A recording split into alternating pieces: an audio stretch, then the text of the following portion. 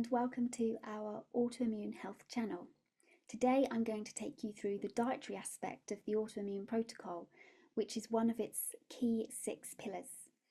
My name is Sarah Brookes. I'm a nutritional therapist and AIP-Certified Coach in the UK, and as a nutritionist I'm going to discuss today the diet from more a nutritional point of view. So I thought that I would start by discussing what the diet is to me and how I approach it, especially considering that I live and work in the UK and that's where I have undertaken the diet myself. So to me, the diet is a whole foods diet entirely, really, if not primarily. It is also a hypoallergenic diet, which means that most people will be able to tolerate the foods in the diet and not have any allergic or intolerance reactions to it. Of course, fish and shellfish can be quite common allergic reactions, but otherwise most people should be able to tolerate the diet. So the diet, for its main purpose was to contain the most nutrient-dense foods on earth, and they, as I said, are meant to be whole foods and minimally processed or packaged. And I believe that it is a way of eating in its own right. In many respects, it harks back to how we ate a long time ago. And so, I believe that the diet is not really meant to be westernized or modernized. And it's totally understandable, but I think that often people can try to squeeze the diet and the protocol into their Western and modernized lifestyles, when really we need to be squeezing our Western and modernized lifestyles into AIP. So, for example, AIP baking and making cereals, for example, that's kind of an example of where we are squeezing AIP into our modern lifestyles, where we're trying to find, grain replacements and to recreate certain textures so that we can carry on with our normal lifestyles and have toast and cereal for breakfast in the morning. And that's not to say that I don't believe that replacements should be found, but I think that they should be found for different reasons. For example, having some fun and creativity with the diet, finding some joy in cooking the food and sharing it with your family, and also helping you navigate through, birthdays and other celebrations. And so in that instance, if you can tolerate them, then, the odd AIP muffin or biscuit or something like that, whatever you manage to create, is completely fine, as long as it has potentially a joyful reason for having it, rather than the seeking that everyday replacement. So instead, I sort of encourage people to think about this being finding new ways of eating, and discovering new ways to have breakfast, new ways to have lunch, and new ways to have dinner, new ways to snack. And this diet, of course, is not about going into hibernation either. We should still be able to go out and socialise and eat amongst friends and family. It's not about shutting yourself away, for the winter, hibernating and not seeing anybody.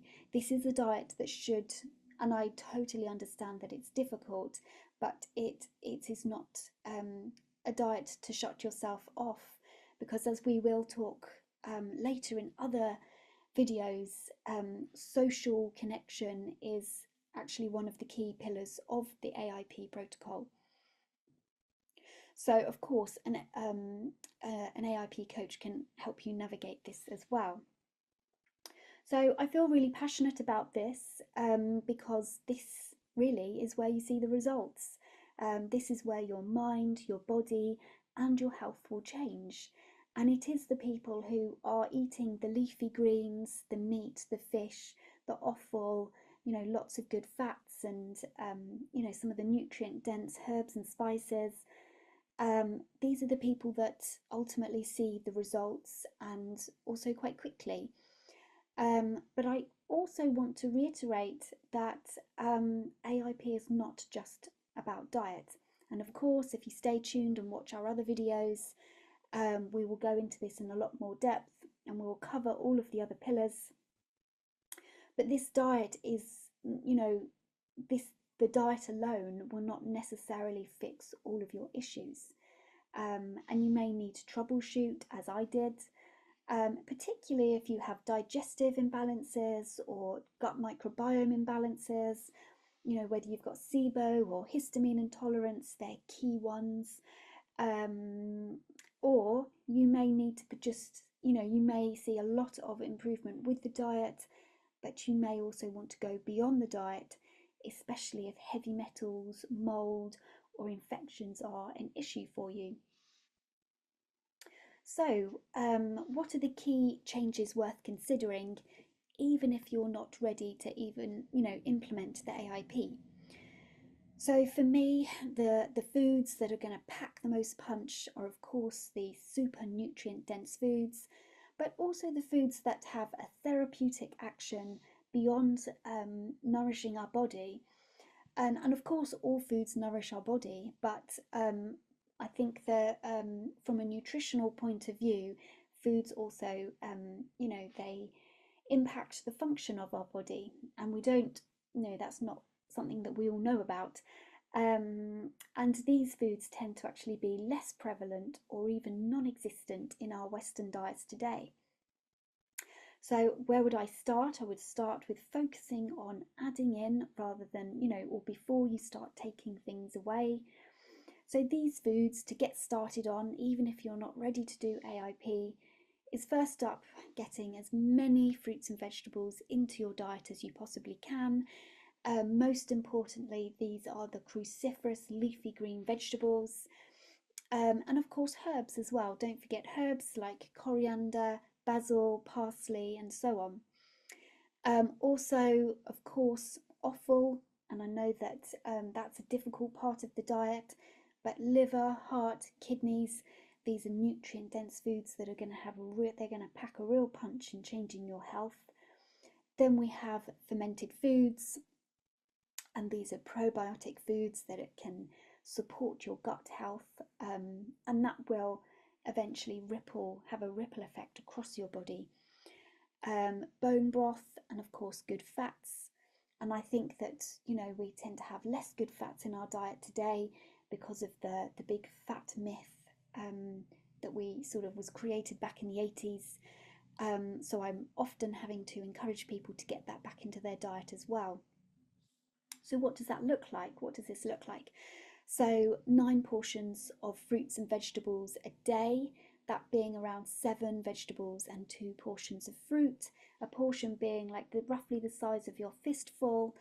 And this is really going to be more possible if you're having these vegetables at breakfast as well as lunch and dinner. Now with offal, I've been there, I hear you. I didn't really like eating liver at the start either. So one thing to consider would be to start with eating heart. And I love heart. It's like an incredibly lean steak, lamb's heart in particular. It's high in B12, and that's a really good place to start. And then you can move on to liver and kidneys. And of course, we can help you navigate this and get used to it. Yes, and I would also recommend eating liver, especially if you have low iron, because or anemia, because liver contains vitamin A and copper as well as iron, which is going to really help with your iron deficiency anemia. When it comes to fermented foods, I would start with kombucha, but these should be roughly aiming to get sort of 1 portion in a day. But yeah, I love kombucha to start, and then you could move on to a portion of coconut yogurt, and we can show you how to make your own. And then move on to things like sauerkraut, and then beyond that, you can start to look for AIP compliant versions of kimchi, because chili is not AIP compliant. So there you go. Thank you so much for watching. I hope you found that helpful and useful. And if, of course, if you do know anyone who would benefit from a video like this, then please do consider sharing it with them. And then hit the subscribe button if you want to hear and see more videos from us. But otherwise, until next time, thank you for watching.